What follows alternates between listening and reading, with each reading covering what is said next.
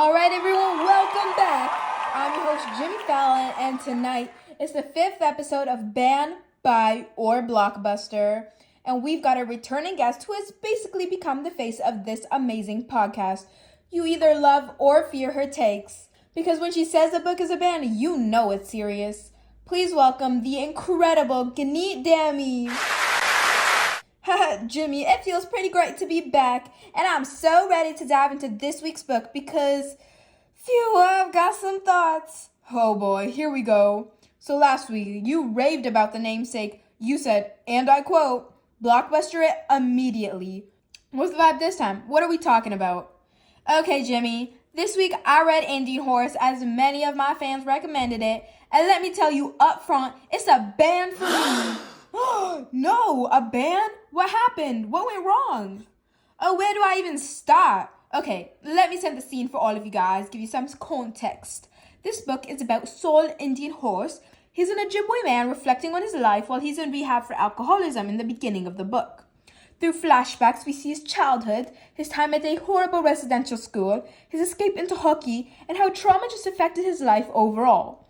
Now, this sounds like it would be a great, emotional story, right? But honestly, this book just did not work out for me. And let me tell you exactly why, because I need to get this off my chest.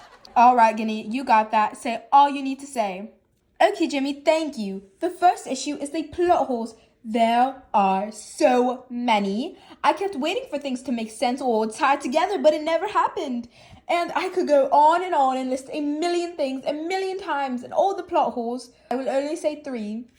First, Saul's hockey career, which was a huge part of his life, just vanishes from the story. Like 1 minute, he's this prodigy on the ice, and the next, crickets. What happened to his career? We'll never know.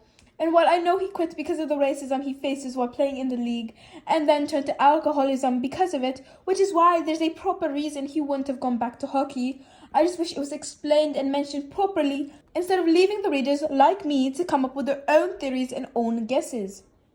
Second, his relationship with people like Virgil are very underdeveloped, and you might be wondering, who the flip is Virgil?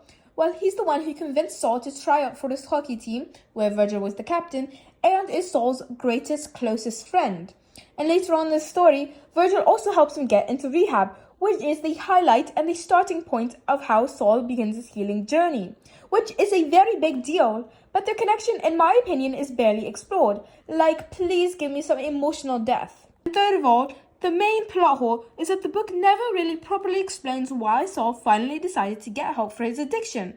While yes, Virgil did convince him, that's about 2 sentences that we were given, and that's all that was said. Was it a moment of clarity by any chance? Did something happen? We don't know if he just woke up one day and got an epiphany and was like, I need to go to rehab and get some help.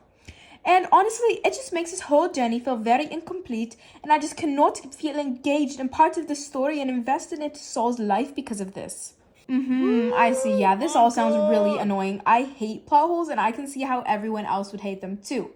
Now on to your second and last reason. Why do you think we should ban this book? Thank you, Jimmy. Thank you.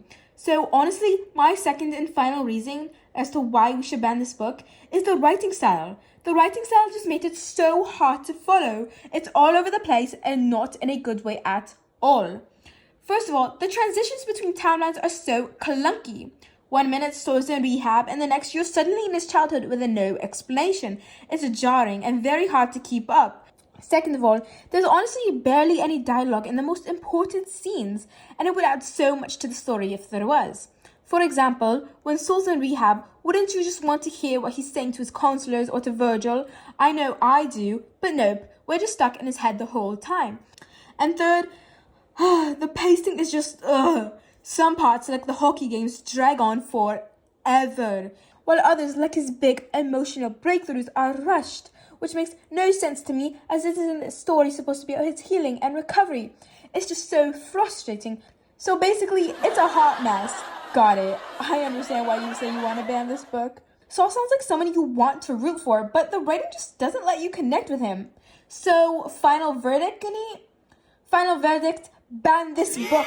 Do not buy it. If you're someone who loves strong characters, tight storytelling, and a writing style that respects its readers just like me, this book is not for you. Well, you heard it here, folks. Ganit says skip Indian horse, ban it, and don't buy it. And don't forget to tune in next week for another episode of Ban, Buy, or Blockbuster. Good night, everybody.